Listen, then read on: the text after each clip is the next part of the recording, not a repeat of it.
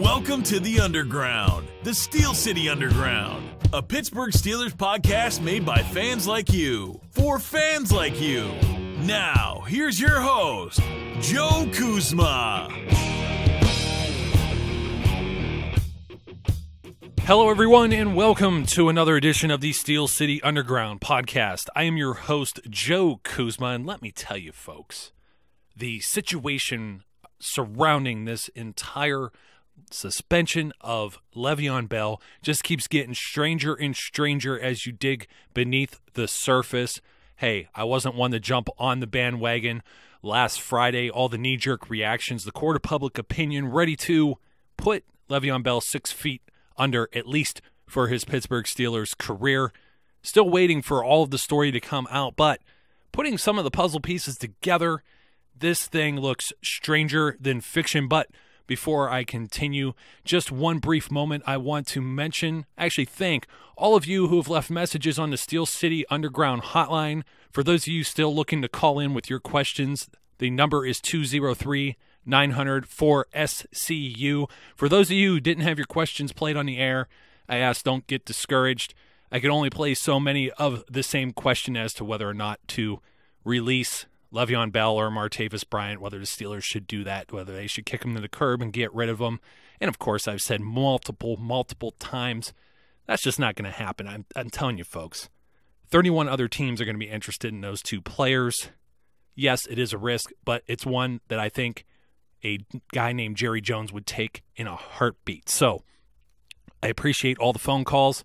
I could only repeat the same questions and answers so many times. And, in fact, I feel like, you may feel like, I might be beating a dead horse here with the Le'Veon Bell situation, but trust me, this is a whole different aspect. You may have read the article over on steelcityunderground.com. You know, I think me and Christina Rivers on the previous podcast episode, talking after we did the show, I think we stumbled upon something. We kind of started connecting some of the dots and realizing that the NFL may have violated their own policy, and we weren't the only ones who really thought this way. I got a message, a tweet sent to me by one of the listeners, Xavier Golden, and it was actually by way of someone named Billy Hartford, who's also on Twitter and Facebook, and he had posted a screen capture of this following quote that came from Pro Football Talk. Xavier and Billy, thank you for sending this my way, because you know what? Me and Christina weren't the only ones that were thinking we're crazy here, but to read this quote, the substance abuse policy has a clear confidentiality provision that is supposed to keep people from knowing that a player is facing a suspension until the suspension has been finalized through the appeal process. Very important words there. Le'Veon Bell is still in the appeal process, by the way. So, continued. The quote goes, with NFL media confirming the initial ESPN report regarding the suspension, and with NFL media advancing the story by reporting that Bell missed multiple tests, the NFL, which owns and operates NFL media, is violating its own policy. And no one seems to be bothered by that ever. Their words, not mine. No one seems to be bothered by that ever. I'm bothered by it. Christina was bothered by it. Several of my other colleagues bothered by it. Obviously, Billy and Xavier sending it to me, also bothered by it. This is just the beginning, a tip of the iceberg of how strange this situation has been. As discussed on the previous show, Christina and I mentioned how this is similar to, say, your patient-client privilege. If you're dealing through legal processes, you're dealing with HIPAA laws or anything medical, you don't want those details released to the general public. Nobody does. And this is very similar with how the NFL protects the interest of itself, the league itself, the 32-member teams, the owners, and every single employee, including the players, coaches, the staff, personnel, executive front offices. Trust me, folks, this is meant to be a very private thing, and I think the NFL may have seriously botched it. We're not the only ones who we're just scratching the surface on this, and you start to think about this, and I called it a three-ring circus. The Le'Veon Bell suspension, three-ring circus. This is just something that is, I said it earlier, stranger than fiction. It's peculiar on every single level, and let's go back to April 20th, 2016. Why is that significant? For those of you who are already chuckling and you know the references to marijuana, weed, ganja, chronic, whatever you want to call it. If that's your thing, cool, nothing against you. The NFL says you can't do it. I had somebody ask me about that once again. I mentioned it many episodes going back. I talked about marijuana just briefly, just to put this out here in case anyone asks. Legal in some states, not legal everywhere. I think that's why the NFL has to pretty much comply and say, no, we don't want it. Do they have to be as crazy about it as they are? Probably not. It's probably the same thing like baseball, where they had to kind of be peer pressured into saying what's cool, what's not cool with steroids. But, if you get caught with pot in Pittsburgh, like Le'Veon Bell did when he was with LeGarrette Blount in August of 2014, driving to the airport for a preseason football game, it's illegal in the state of Pennsylvania, and therefore you broke the law. What's the NFL to do with that? Right now, they have to have something in place until maybe, as people call this, the second type of prohibition era, much like liquor and alcohol back in the Al Capone days and the gangsters and everything that you see on TV that was glamorized with bootlegging. Maybe it is a second prohibition. I am not going to agree or disagree with you either way. Your opinions are all valid, trust me. But when something is against the law, what are you supposed to do about it? So I can't fault the NFL, and I can't actually fault because my employer wouldn't let me just drink maybe some Grey Goose on the job. I'm not a Grey Goose guy. Vodka's more my wife's thing. Give me a bottle of Jack any day or some good rum. Appleton Estate from Jamaica. Went there for my honeymoon, by the way. Still have some bottles left over. That's how very little liquor I drink. But if I was a big liquor drinker, I don't think my employee would appreciate me showing up drunk. I'd probably get fired.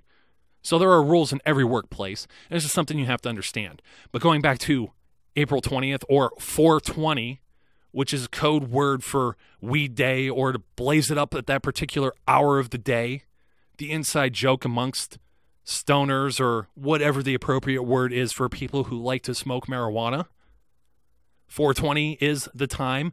And if you recall, Le'Veon Bell tweets on that very day, right around noon. Of course, I get a, quote, random drug test, quotations in the air like Dr. Evil. Of course, I get a random drug test on 420, ... Good luck with that sample. What are we supposed to take from that? That Le'Veon was clean in April? How odd is that all these reports right now are going back and saying that Bell missed multiple tests as far back as the NFL Combine? So I ask this. If the NFL Combine took place from February 24th to February 29th, roughly 2 months before 420, April 20th, 2016, why would Bell intentionally miss a test or multiple tests 2 months prior to the one he would take in April? And yes, he would continue to be in the protocol and continue to be subject to taking tests. So was Josh Gordon. We're going to talk about him in a minute because he just adds to this weirdness that's going on with the NFL. It seems like the NFL is kind of picking and choosing what and what not they want to enforce. So I wanted to bring this out. I looked this up, and there's a website called truthonpot.com. And they say studies have shown that regular users can test positive for THC metabolites. That would be something that would be a trace element of smoking marijuana. You would have that for up to 46 consecutive days following marijuana usage. In an extreme case, a heavy cannabis user of more than 10 years. So I don't know that Le'Veon Bell is even old enough to have been smoking marijuana for 10 years. Well, he's in his early 20s. Then I guess it's possible, but you'd have to be a really heavy user. They're trying to say that they could test positive for up to 67 days after last being exposed to marijuana. Now, Bell may have been using in late February and not in April. Maybe he did fear testing positive, and that's why he missed the test. There's other theories out there I will get into shortly. But it's also possible he was clean the entire time. I would think if he failed that test in April, I don't think we would be hearing about a failure of that test right about how many months later. It didn't take him very long to nab Martavis Bryant, among other players around the league. Somebody fails, they fail. Even the missed test, for that matter. The timing just seems a little awkward. But like I said, even if Bell missed tests, he would continue to be tested even following a miss or failure since he is in the league's Stage 2 protocol. And then we go to Mark Madden. And this was about roughly a little over a month ago. June 14th was when Mark Madden broke the news and said, I'm told Lev Bell skipped a drug test and is facing suspension right now. It's a rumor, but it's a pretty strong rumor. And Le'Veon Bell was not very happy with that. I could not pick up the tweet because for those of you who are on Twitter, and I think even on Instagram now, I'm not the big Instagram user. I told you I'm not on every social media platform. I'm on more than enough of them if you want to follow me. At Steel City Underground on Twitter, by the way. Bell fires back at Mark Madden, and he basically calls Mark Madden a liar. And for those of you who've listened to Mark Madden, know Mark Madden, especially the people in Pittsburgh who have to put up with Mark Madden, he's kind of a shock jock. It's me and Christina talked about this the other day. He's not beneath drawing attention to himself, putting out rumors, whether or not they're true. But basically, Mark Madden says something. You can question it. He's not the most credible source in the world. But it appears valid at this point that Le'Veon Bell is in trouble right now. Mark Madden even said later that same day, less than an hour later, after Le'Veon Bell fired back at him, he says, everyone believes that Lev Bell's telling the truth, huh? Okay. So Mark Madden felt very good about his source. And in fact, if Mark Madden's source was concrete, why did it take over a month to confirm that source? Is it that ESPN could come out and say something now? I mean, the NFL drug policy, and I'm going to say this in a little bit too, pretty much all there has to be is some type of allegation, and they're going to come after you and find out whether it's true or not. One player A, can basically point the finger at player B and accuse them of doing pot, and the NFL is going to look into it, and they may suspend you if you do not cooperate. Very strict, very, what do you want to say, dictatorish rules. I'm not sure if dictatorish is a word, but we know what we're getting at with Roger Goodell and the power in which he has. He wields that big stick very effectively, I shall say. And it's not like anyone's taking it from him anytime soon. Collective bargaining agreement still good for another 5 years. They're only halfway through this. Going to be interesting to see if Roger Goodell is still around in 5 years and if whoever the commissioner is at that time still has the same type of power. But Mark Madden, he says this news, everybody gets a little tizzy over a few day period, and then nothing. No announcement, no news.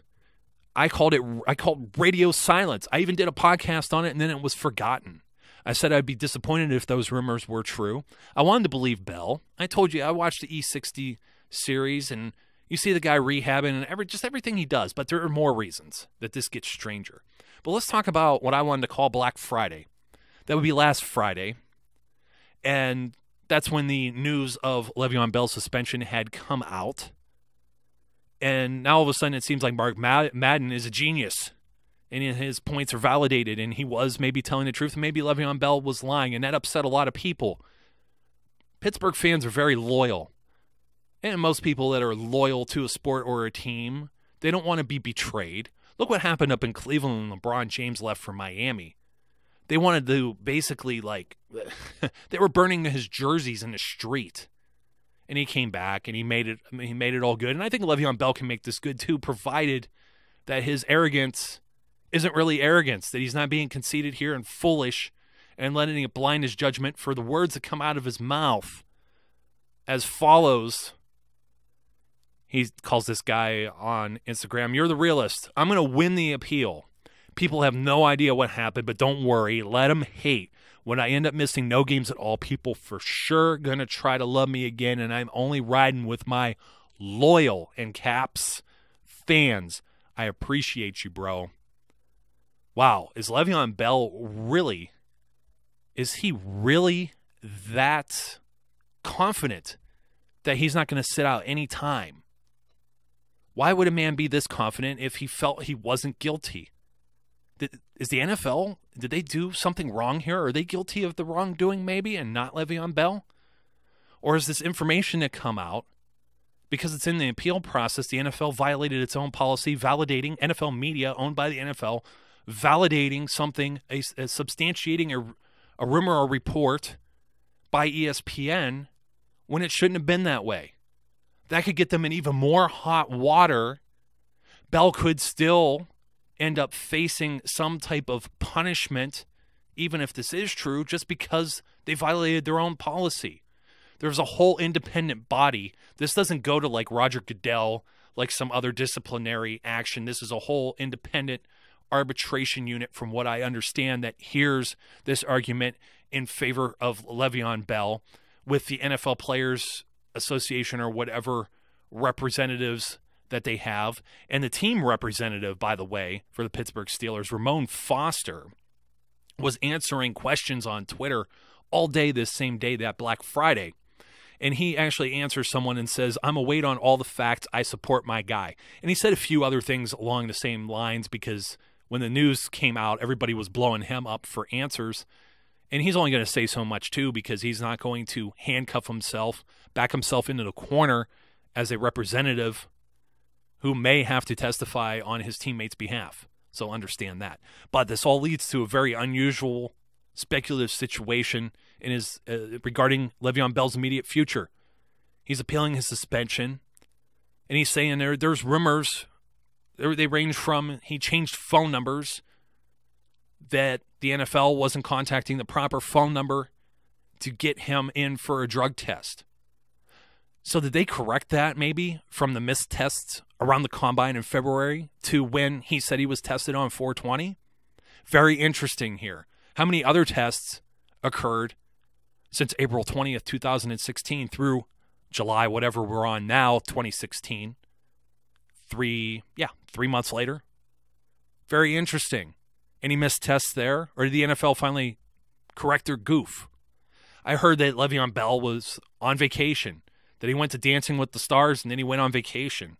Couldn't be reached or couldn't make whatever test or whatever. Now, understand, when he's already in this protocol, because of the trouble he got into with LeGarrette Blount in 2014, which was almost all but a distant memory because it took a year in order for them to go through the due process, and then he served a suspension for the 2015 season, in which the league had already changed the substance abuse policy, marijuana rules that they had in place, and they changed all of this, and Le'Veon Bell had violated the old rules and now was maybe going to be subject to the new rules. It reminds me of Game of Thrones, for those of you who watch, both loyal to the new gods and the old.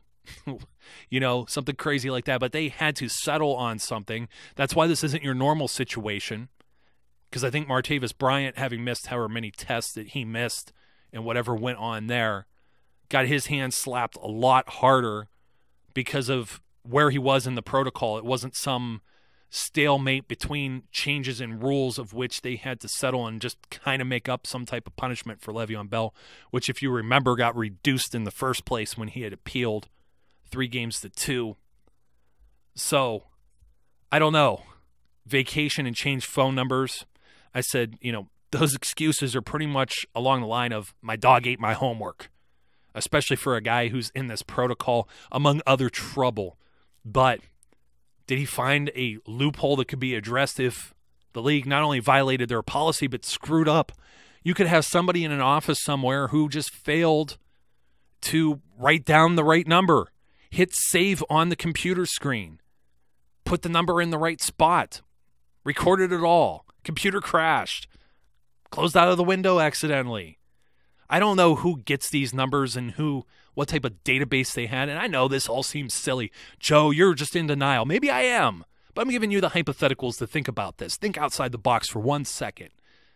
You guys all know I had to call in today to my credit card company, and they actually sent me something in the mail, sent me something in email and snail mail, and I have a phone number because the website didn't work to go for this special offer that I needed. I had to go through this whole automated system, and I'm talking to it. You don't even press 1 or 2 anymore. You tell it what you want, and it tries to decide what you want. You tell it the secret code word that you have for your account. I'm sorry, I don't understand that. And I'm messing around for 2-3 minutes with this stupid thing, wasting my own personal valuable time.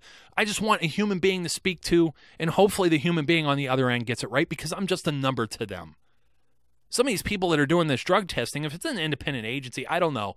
But we all know you deal with your own medical. For those of you who have to deal with insurance and medical, how often do you get a bill that's screwed up? Every single time I get a bill that's screwed up. We don't have your insurance, or we didn't pay this, or we were supposed to cover this but didn't. How easy is it to really believe Le'Veon Bell in this situation. Some people want to throw him under the bus. They want him to be guilty before proven innocent. That's fine. He could have, maybe this news that come out, and if it ends up being substantiated, he does betray everybody's trust. It makes that whole E60 special complete horse crap. It would disappoint and anger me as well. I'm still going to support him to this point because anyone who's ever been backed into a corner like this and nobody believes you, you're trying to make everybody believe you, nobody wants to believe you, you know how this feels. It feels very unfair. And he seems a little too confident in the public image to do this. I asked myself, too, and I'm not sure that this would really make much of a difference, especially this late in the game if this was February. But I would almost go and just make it public that I'm going to do this independent drug test, have everything clear and on the up and up, and show that you're clean. I believe Le'Veon Bell is clean at this point. I have no reason to not believe he isn't clean. He hasn't actually failed a test. The theory being he missed the test because it would be less of a suspension than had he showed up and then failed the test. That is also a strong possibility that I won't dismiss. But let's talk about this. A player in the stage of the game of this policy, as Le'Veon Bell, gets tested as many as 10 times within a 30-day period.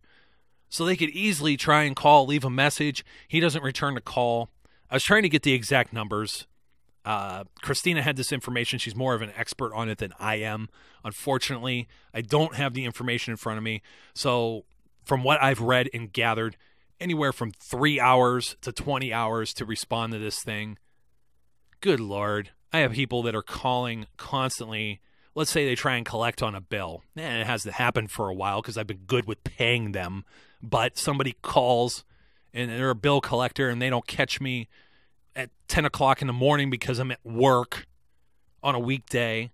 And then they call again in the afternoon because I'm still not home. I'm at work.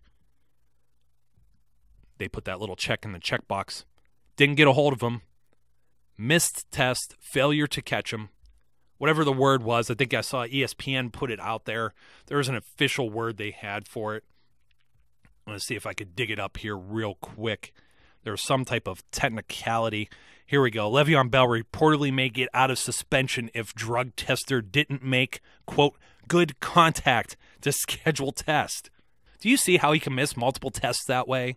How often does that happen to you guys? Geez, just trying to get the prescriptions from our pharmacy. The automated system calls us I don't know how many times and leaves messages. And I don't even pay attention to half of the voicemail messages I get on my phone. Even the ones from the Pittsburgh Steelers for like that cool phone call they did with, about to be Hall of Famer Kevin Green. It goes to my voicemail and I might check it a day later. And then I go, oh, geez, I missed the Kevin Green thing.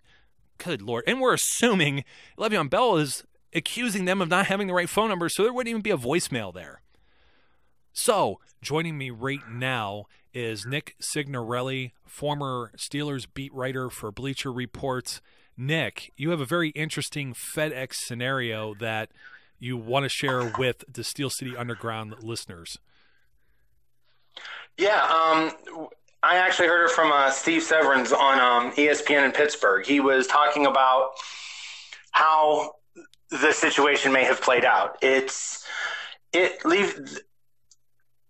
The way it's being discussed is Le'Veon Bell. All right, try this again. Players who. Okay, my train of thought's messed up. Hang on 1 second. Sorry. It's cool. All right, you ready? Okay, when it comes to Le'Veon Bell, players that miss a test don't necessarily fail a test. According to the rules, a player can actually miss, it's either 2 or 3 tests before they get suspended for the 4 games. They would have to forfeit 2 game checks, but they would still be allowed to play in those games. Now, the story is that Le'Veon Bell had a new phone number this offseason. And according to the rules, Le'Veon Bell must notify the testers of his new phone number via Federal Express or another overnight delivery company. And by doing that, it is then the responsibility of the tester to call the correct number. So if Le'Veon Bell had missed 2, 3, 4 tests, whatever the case may be, and it was because of the tester calling the wrong phone number, then that's not on Le'Veon Bell and he can't be punished for it. So if he can prove that he sent his new phone number to them prior to these missed tests, then they don't count as missed tests. Yeah, that's a very fascinating scenario to add to this even more wacky situation that continues to snowball and grow in legend by the day. Nick, thanks for popping in real quick with that little tidbit. And, of course, you'll be joining me here on a future episode of the Steel City Underground podcast. Fantastic. Look forward to it. So, if Bell was guilty, why would he appear so confident that he isn't? Is he truly that arrogant? Or is he telling the truth? Because only a complete fool would play with fire and allow himself to get burned in the end. So perhaps Le'Veon Bell is telling the truth, or perhaps he better lean on that rap career he started. So guess what else happens? Happens Monday. Right after all of this nonsense, 3 days later, out of nowhere, Josh Gordon, you remember that guy? Mr. Poster Child Pothead that hasn't been in the league for however many, how many games has he played in the last 2-3 years? Like 4 maybe? Something like that. I know he came back and then got in trouble again. He was trying to sell used cars. And he was trying to get reinstated into the NFL, and he does. And they say he's going to be suspended for the first 4 games of the season. This information broke on July 25th, around 2 o'clock. I don't know where Josh Gordon, back in the NFL, total surprise. Because Josh Gordon was suspended indefinitely with no opportunity to see the field in 2016. He's on the heels of a denied appeal back in April. Back in April when, guess who? Le'Veon Bell was tested on 4/20, April 20th. Is this starting to fit together? Josh Gordon's petition for reinstatement denied.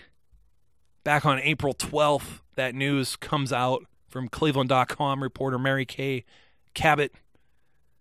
And they say Josh Gordon's petition for reinstatement denied, a league source tells Cleveland.com.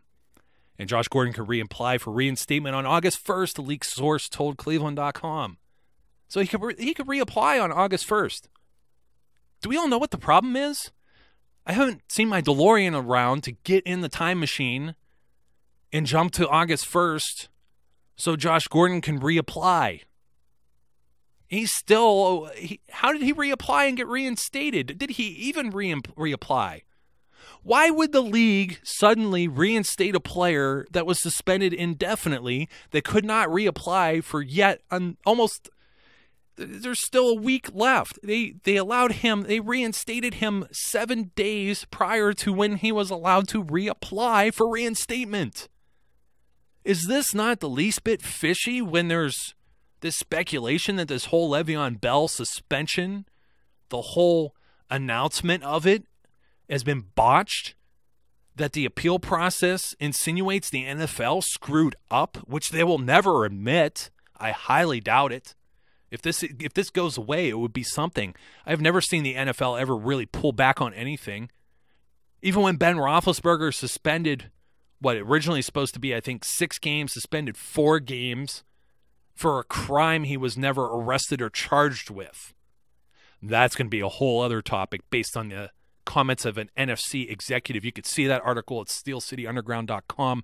I will be talking about it in a future episode of this podcast because let me tell you, that's all. I could do a whole, maybe 2 shows on that. But this whole Josh Gordon thing, does this not reek of someone backpedaling because maybe somebody else, maybe they realized with Le'Veon Bell that they screwed up with others? There may be a pattern or a precedent here that we really need to keep our eyeballs open with and see if any other players pop up on the radar now of having reduced suspensions and whatnot. Could Josh Gordon's reinstatement give us a glimpse into or of Bell's innocence? Has yet to be seen. The NFL policy prohibits any side from releasing too many details. Talked about this with Christina. The team can't talk about it. Players, personnel, coaching staff. No one should be able to talk about it. except for the NFL and the commissioner and the commissioner's office. So any real details are really speculative at best. We're piecing all this together, but like I said, keep an eye out to see if they admit to any wrongdoing. I doubt that they will, but they're just going to try and just say, well, we're going to reinstate Josh Gordon. Nothing wrong, nothing to see here, but he's back and suspended 4 games, which I don't quite understand either how he could be suspended another 4 games. But again, I'm not the expert on this policy, so I'll leave that to the experts. But how about this last part? After all this craziness for what happened in August of 2014 with Le'Veon Bell, he was on probation. So on July 24th, a day before Gordon's reinstatement, 2 days following the news of a Le'Veon Bell suspension, Le'Veon Bell successfully completes his 15-month prohibition. I'm still thinking of the prohibition times. That marijuana, let me tell you. The 15-month probation stemming from Bell's arrest on DUI charges and marijuana possession. Again, driving to that preseason game, August of 2015. He was not sentenced until February of 2015. So 12 months later, they're saying Le'Veon Bell is basically accused of skipping NFL-mandated drug testing. Well, he's also in rehab and trying to get his knee better to play in the upcoming season. I don't know why you would fill your body with any type of junk that could potentially screw you up. I don't know all the harmful effects of every single thing that you could put in your body, but I'm sure marijuana is not good for recovery from any type of surgery or rehab. And I'm sure it's not prescribed either. But why would 12 months later, 12 months into a 15-month probation program, the accelerated rehabilitative disposition program for first-time non-violent offenders, and under the terms of this program, Bell's record would be cleared as long as he were to remain out of trouble during those 15 months of the probation period. So 12 months into it, NFL saying he missed the test because he's not clean is the insinuation or the assumption here. But remaining out of trouble basically meant that Bell had to abstain from drugs and alcohol, follow all treatment recommendations, and complete a safe driving class. He had his driver's license revoked for 60 days as part of the court judgment. So why would someone who is in probation, who had to abstain from these substances, why would they likely do any of this rehabilitating a knee injury, then intentionally miss a scheduled NFL drug test? They would have to be clean for the courts too, people. And this guy was just absolved. He was just absolved the day before Josh Gordon gets reinstated. There is something incredibly wrong with this entire situation. Either that or the courts are just as guilty as screwing up themselves. Maybe they effed it up. That's about as PG-13 as I can say it, because let me tell you, it's under my skin. I cannot wrap my head around this. So, did our justice system completely fumble the ball here? It's possible, too. The same type of government people that just, hey, I'm just collecting a paycheck. And really, if that guy's like sitting over in the corner or whatever treatment process, rehab facility, or whatever else that they recommended and sent him to, and he's lighting up a joint, whatever, to each their own. I'm just going to sit here and play on my phone on Facebook or whatever and listen to the Steel City Underground Podcast, maybe. Man, if he were using a banned substance, wouldn't it have been very likely that he wouldn't have his record cleared and he would have violated his probation? There's got to be all these different conditions. We don't know about that as well. But 2 days after the NFL says that he's suspended, he clears. He clears. He's in the clear.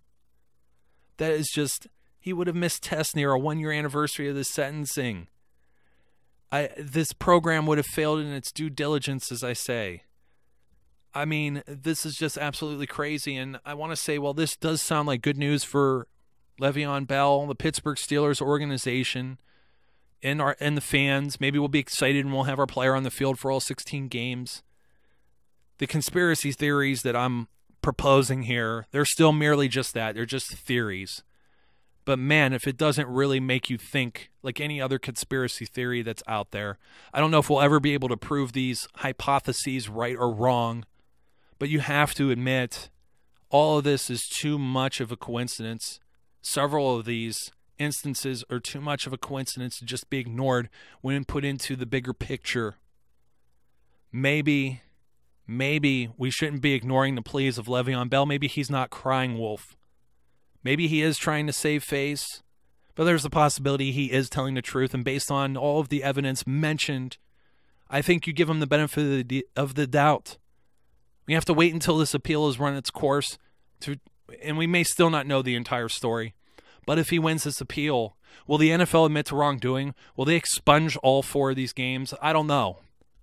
Talking with some of the guys over at Steel City Blitz, like Ben Anderson, who I wanted to discuss this with, had some really good information saying why Le'Veon Bell might not win his appeal. I urge you to check out the article over on their website, steelcityblitz.com. It's a really good read, and they have all the against information. I have all the for information here. But it would be an unprecedented move, I think, if the NFL were to reduce or altogether eliminate Le'Veon Bell's suspension. Maybe a first where the players actually has the ammunition to fight back against the tyrannical Roger Goodell and all of his sanctions. Ladies and gentlemen, hey, hold on one second. We are heading into training camp in the preseason, and that means the Steel City Underground 2016 preseason welcome guide is available to you free over at steelcityunderground.com. In fact, if you visit pretty much anywhere on the site, I have this pop-up window that's probably more than annoying when you go to read the articles. I apologize for that, but it's got to be in your face and easy for any of the visitors to find, and that means you'll be able to find it easily, or you could go to steelcityunderground.com/preseason, and you'll find this guide. It's 20-some pages, nearly 30 pages long, full of information on all of the new Pittsburgh Steelers, at least the ones that are worth mentioning.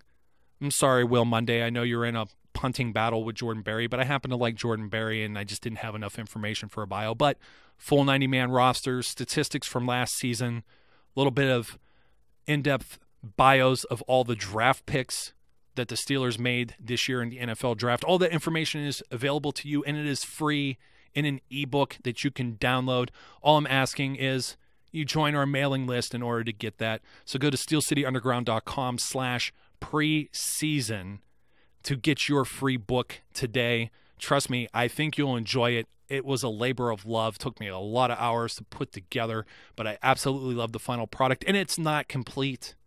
It's probably not complete because there will be some additions and changes as the Steelers move and shake in the preseason. They may make additions and changes to their roster as well. So, as always, I will send out updates via the email list and social media when that happens. But for now, you could get the current guide at steelcityunderground.com/preseason. And don't forget, you could always call in on the hotline, leave your comments, questions, and messages at 203-900-4SCU. But ladies and gentlemen, thank you for listening. Totally think this could be a conspiracy theory, but until we get more information, I'm asking you to be safe, be good, and of course, I will catch you later.